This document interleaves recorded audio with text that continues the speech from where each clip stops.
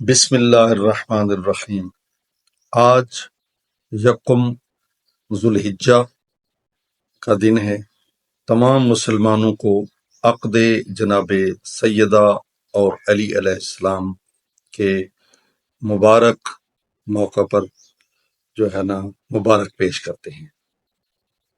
عقد جو ہے رسول پاک صلی اللہ علیہ وآلہ وسلم کی ایک حدیث کی روشنی میں یوں ہے، فرمایا النکاح من سنتی فمن رغب عن سنتی فلیس منی۔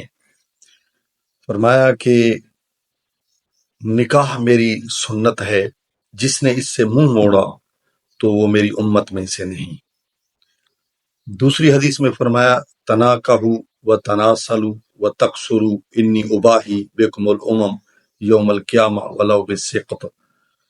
فرمایا کہ نکاح کرو، نسل بڑھاؤ، کیونکہ تم جب نسل بڑھاؤ گے اور کثرت میں آؤ گے تو میں قیامت کے دن تمہاری کثرت پر امتوں میں فخر کروں گا کہ میری امت بہت زیادہ ہے۔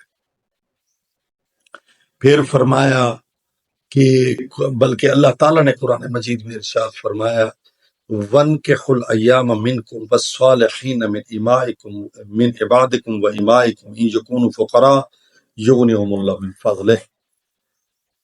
یعنی جس کا مفہوم یہ ہے کہ نکاح کرو، ٹھیک ہے، اور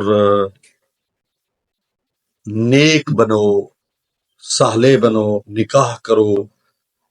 کہ اگر دوسرا فائدہ بتایا کہ نکاح کا فائدہ یہ ہے کہ اگر تم فقیر ہوگے تو غنی ہو جاؤ، اگر تم فقراء ہوگے، مسکین ہوگے، تمہارے پاس پیسہ نہیں ہوگا، نکاح کرو گے تمہارے پاس پیسہ آ جائے گا، کیونکہ اللہ بہت وسیع رزق دینے والا ہے۔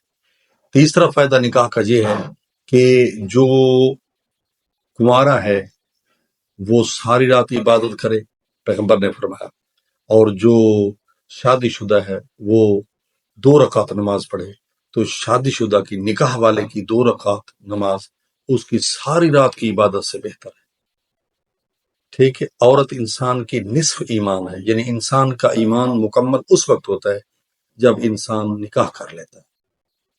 اچھا، ایک اور مقام پر فرمایا کہ کچھ ایسے مقامات ہیں جہاں انسان کی دعا قبول ہوتی ہے، مثلا جب بارش ہو رہی ہوتی ہے، اذان و اقامت کے درمیان، ٹھیک ہے، جمعہ کی ایک گھڑی ہے، وہاں دعا قبول ہوتی ہے، اور ایک یہ ہے کہ جب نکاح ہو رہا ہوتا ہے لڑکے لڑکی کا، جو بھی دعا مانگی جائے جائز، وہ اللہ پوری کرتا ہے۔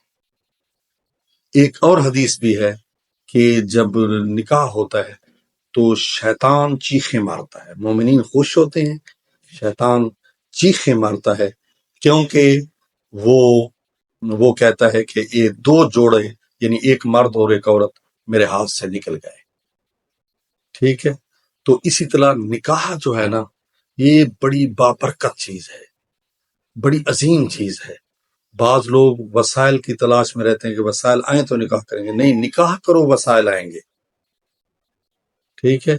اور آخری حدیث فرمایا ہر کسی نے تو مر جانا ہے نا، جو مومن اس دنیا میں کسی لڑکے لڑکی کی نکاح کی سفارش کرے گا، ٹھیک ہے، ان کے درمیان، ان کے نکاح کے درمیان واسطہ بنے گا، وسیلہ بنے گا، کوشش کرے گا، تو اللہ تعالیٰ قیامت کے دن سب سے پہلے جو ہے اس کی دعا قبول کرے گا، اس کی سفارش بھی قبول کرے گا، اور اس کو اپنے سائے رحمت میں جگہ عطا کرے گا۔ دعا ہے کہ اللہ تعالیٰ ہم سب کو نکاح کو عام کرنے کی توفیق نصیب فرمائے، تاکہ ہماری جو نسل نو ہے وہ بدکاری سے بچ سکے اور روزی فراہ مل سکے، اور نیکیوں کا دورہ ہو، برائیوں سے اللہ نجات عطا فرمائے۔